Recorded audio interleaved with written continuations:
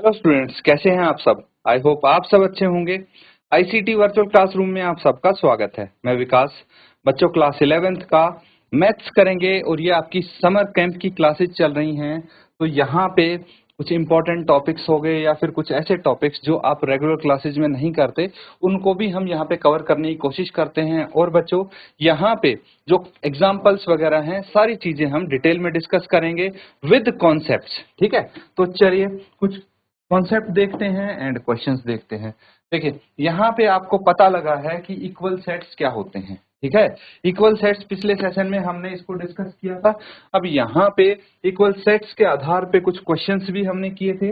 उम्मीद करता हूँ वो क्वेश्चंस सारे आप नोट डाउन कर चुके हैं, समझ चुके हैं। ठीक है, तो ये देखिए, ये कुछ क्वेश्चंस हैं जो आपने किए होंगे। यहाँ पे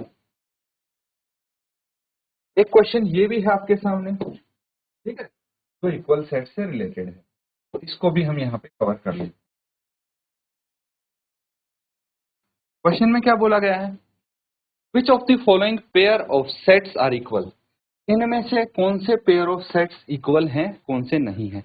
अब इक्वल सेट्स क्या होते हैं ये मुझे बताने की जरूरत नहीं होनी चाहिए, क्योंकि बहुत बार आपने पढ़ चुका होगा और ये काफी इजी सिंपल टॉपिक है कि भाई दो सेट्स इक्वल तब होते हैं जब उन दोनों सेट्स में एक दूसरे के सारे एलिमेंट्स प्रेजेंट हों। ठीक है, सिंपल इनफ। चलिए नोट करके सॉल्व करेंगे इसको।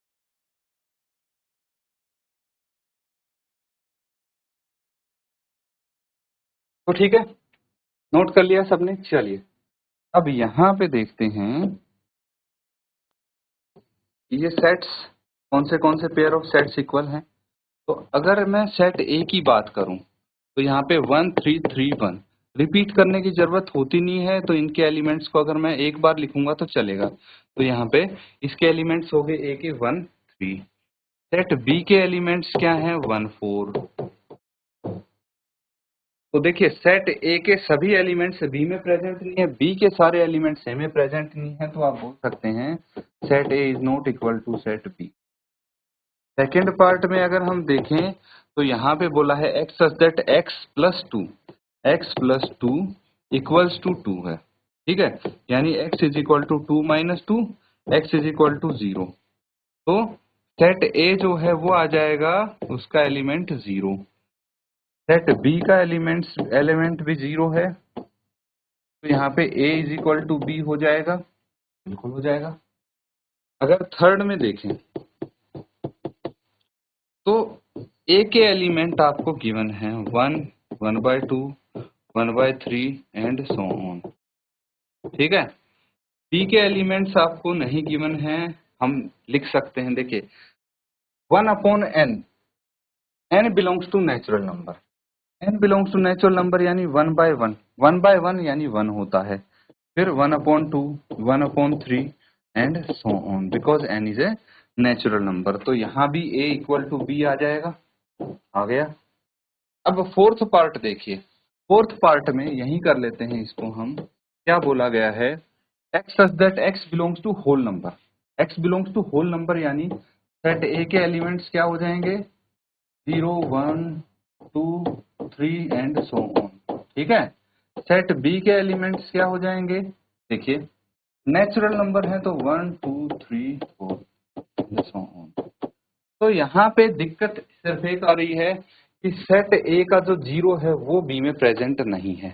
बी के हालांकि सारे एलिमेंट सेट ए में प्रेजेंट हैं, लेकिन स्टिल अगर एक भी एलिमेंट छूट गया है तो भी हम बोलेंगे कि ये दोनों सेट इक्वल नहीं आ रहा है। नोट कर लेंगे बच्चों, चारों पार्ट हमने कर लिए। किसी भी पार्ट में कुछ डाउट अगर आपको लगे तो पूछ सकते हैं।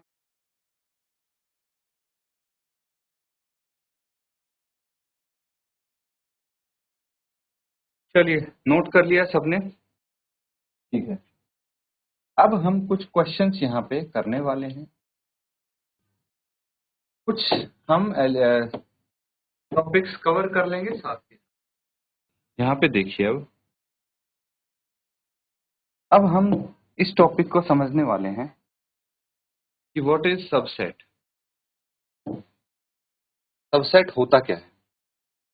सब set A is said to be subset. एक सेट ए है उसको हम बी का सबसेट कब बोल सकते हैं? जब बोल सकते हैं जब every element of A is also an element of B. ठीक है, दो सेट हैं, सेट ए और सेट बी।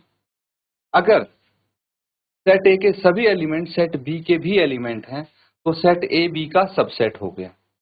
जरूरी नहीं है बी के एलिमेंट ए में भी हो सारे, ठीक है, नहीं तो अगर एक दूसरे के एलिमेंट हुए उनको इक्वल सेट्स बोल देंगे। तो सेट ए के सभी एलिमेंट सेट बी में हो, दैट इज सबसेट। ठीक है, इसको रिप्रेजेंट हम करते हैं ए इज सबसेट ऑफ बी।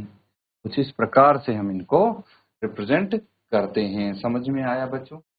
हम इनको प्रेजेंट करते हैं जैसे if A belongs to set A and A belongs to set B. ठीक है, तो यहाँ पे देखिए ये किस चीज का सिंबल है पता है ना, ये बिलोंग्स टू का है। तो अगर ये एलिमेंट ए है, सेट ए को भी बिलोंग करता है, तो ये सेट ए का जो एलिमेंट है ये सेट बी को भी बिलोंग करना चाहिए। ठीक है, सेट बी में भी प्रेजेंट होना चाहिए क्योंकि सेट ए के सारे एलिमेंट सेट बी में मौजूद होने चाहिए। ठीक है, अब देखिए सेट ऑफ रियल नंबर्स को रिप्रेजेंट करते हैं हम आर से, सेट ऑफ नेचुरल नंबर को रिप्रेजेंट करते हैं एन से, सेट ऑफ इंटीजर्स को जेड से, सेट ऑफ नेचुरल नंबर को क्यू से and set of irrational number को टी से। रैशनल नंबर के सेट को क्यू से और इरेशनल नंबर के सेट को क्यू से। अब देखिए natural numbers are subset of integers, integers are subset of rational numbers and rational numbers are subset of real numbers. ठीक है, ये इस तरह से लिख सकते हैं। अब यहाँ पे अगर आपको मैं बोलूं, इसको समझना कि natural number is subset of real number, ये भी करेक्ट होगा। अगर मैं बोलूं integer is subset of real number, ये भी करेक्ट होगा। अगर मैं बोलूं natural number is subset of rational number, ये भी करेक्ट होगा। तो ये वाले इस तरह से अगर आप लिखेंगे तो इनको भी हम सही मानेंगे। ठीक है, तो इसी तरह से आप इनको नोट डाउन कर सकते हैं। Irrational number is subset of real number बोल सकते हैं, लेकिन irrational number rational number are not subset of irrational number। ठीक है, तो ये नॉट अ सबसेट ऑफ जहां पे आपको बताना है तो इस तरह से आप प्रेजेंट कर सकते हैं। समझ में आ रहा है? तो इसको नोट कर लीजिए, इस टॉपिक को। कुछ डाउट अगर लगता है पूछ सकते हैं आप।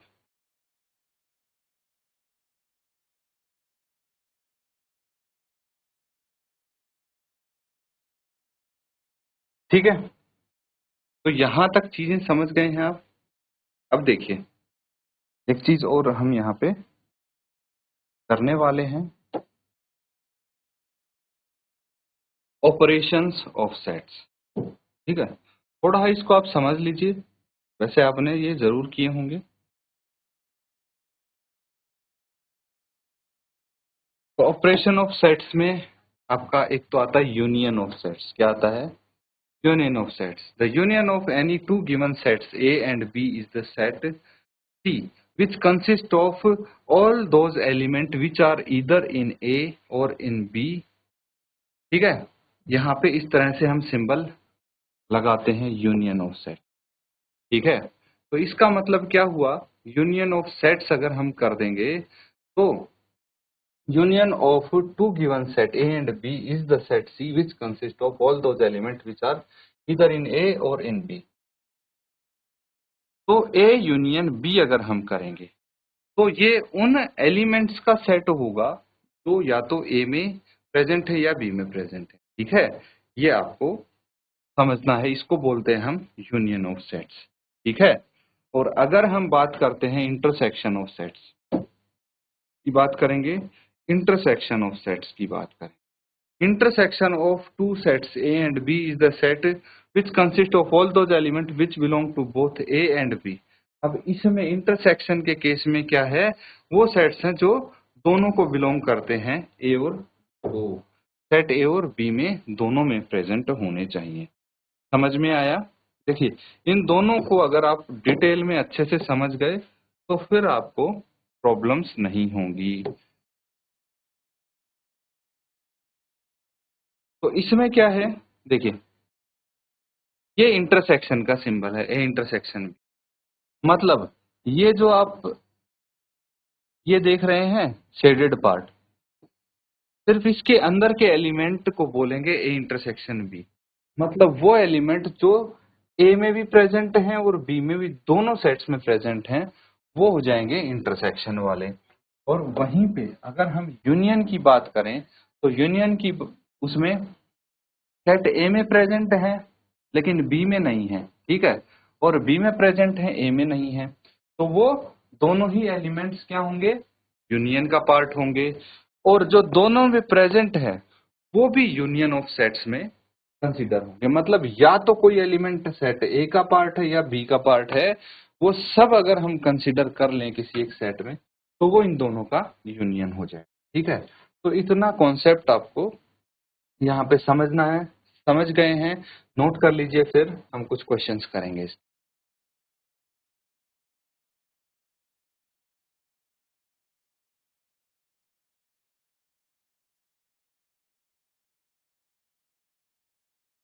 चलिए कुछ क्वेश्चन कर लेते हैं हम। ये देखिए एक क्वेश्चन यहाँ पे है,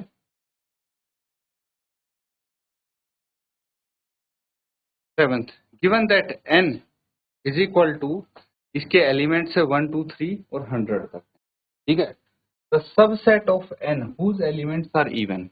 आपको सबसेट ऑफ n, ये जो n है सेट, इसका सबसेट बताना है जिसके एलिमेंट्स इवन हैं। और दूसरा है सबसेट ऑफ n लिखना है जिसके एलिमेंट्स परफेक्ट स्क्वायर हैं। बहुत सिंपल है ये, आप लिख सकते हैं इजीली। चलिए नोट करके इसको सॉल्व करने की कोशिश करेंगे। इसी के साथ क्वेश्चन नंबर 8 भी है। एक x सेट x दिया है जिसके ये एलिमेंट 1 2 3 हैं। If n represent any member of x, अगर n x के किसी भी मेंबर को रिप्रेजेंट करता है, then write the following sets containing all the members represented by these, ठीक है। चलिए नोट करेंगे, पहले सेवेंथ को सॉल्व करेंगे उसके बाद 8।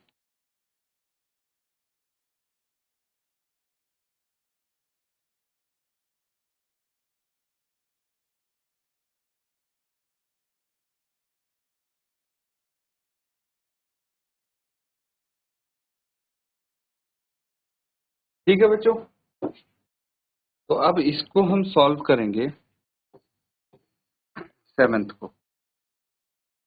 हमारे पास सेट गिवन है 1 2 3 एंड ये 100 तक। फर्स्ट में बोला है द रिक्वायर्ड सबसेट, मैं सीधा यहाँ पे सबसेट लिखूंगा जिसकी जरूरत है। क्या बोला, सबसेट ऑफ n, n का सबसेट होना चाहिए। नहीं तो जो यहाँ पे इवन नंबर्स हैं वो तो बहुत सारे हो सकते हैं, लेकिन यहाँ पे सबसेट होना चाहिए किसका, n का। तो मतलब हमारे ऐसे इवन नंबर होने चाहिए जो 100 तक हो, ठीक है। तो 2 से लेके 2 4 6 एंड 100 तक अगर इवन नंबर होंगे ये, तो ये सेट इसका सबसेट होगा। अगला देखिए, द रिक्वायर्ड सबसेट क्या होगा, यहाँ पे हमें चाहिए perfect square numbers. Perfect square numbers चाहिए जो इस सेट के सबसेट हो। तो जैसे 1 आ गया, परफेक्ट स्क्वायर नंबर है। फिर 4 आ गया, फिर 9 आ गया, 16 25, 1 का स्क्वायर 1 है, 2 का स्क्वायर 4, 3 का 9, फिर 16 25, फिर 36, फिर 49। यहाँ लिख देता हूँ मैं आगे कंटिन्यू करके। 8 का स्क्वायर 64, 9 का स्क्वायर 81, 10 का स्क्वायर 100। तो ये सब एलिमेंट्स अगर इस सेट में आ जाते हैं तो ये इसका सबसेट है, क्योंकि ये सारे एलिमेंट्स इसमें मौजूद हैं, ठीक है। नोट कर लेंगे इसको।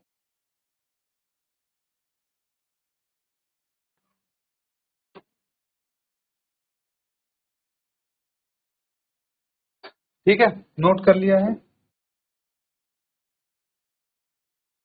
ठीक है। तो यहाँ पे अब अगर हम 8th की बात करते हैं तो इसमें क्या बोला गया है, एक सेट है आपके पास x 1 2 3, ठीक है। अब अगर हम बोलते हैं कि हमारे पास हैं ये एलिमेंट जिसमें n बिलोंग्स टू x, तो इसका मतलब कौन से एलिमेंट्स हो गए इसके, 4 इंटू 1 4, 4 इंटू 2 8, 4 इंटू 3 12, ये एलिमेंट्स आ जाएंगे इसके। सेकंड, अगर है आपके पास n प्लस 6 जहां पे n belongs to set x, तो यहाँ पे क्या लिखेंगे हम, n प्लस 6 यानी 1 प्लस 6 7, फिर है 2 प्लस 6 8 एंड 3 प्लस 6 9, तरह से लिख सकते हैं। नोट कीजिए, बाकी के दो भी कर।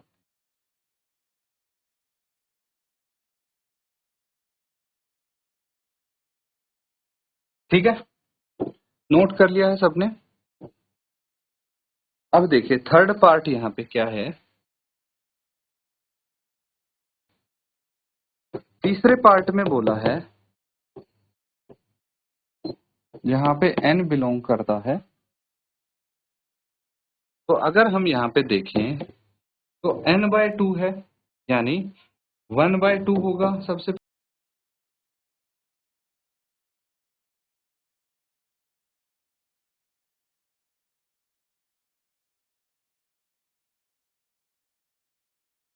ठीक है। तो यहाँ पे क्या हो जाएगा 2/2 यानी 1, और फिर है 3/2। अगला है लास्ट पार्ट, यहाँ पे है आपके पास n-1,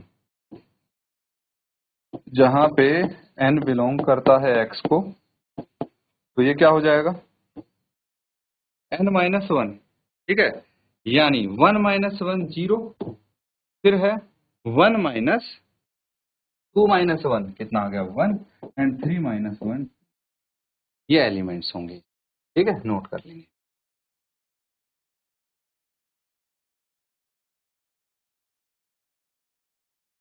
तो बच्चों आज की क्लास में काफी सारे क्वेश्चंस हमने कवर किए हैं, काफी कॉन्सेप्ट हमने क्लियर किए हैं, तो इनको अच्छे से रिवाइज करें। इसी के साथ आज का सेशन एंड करते हैं।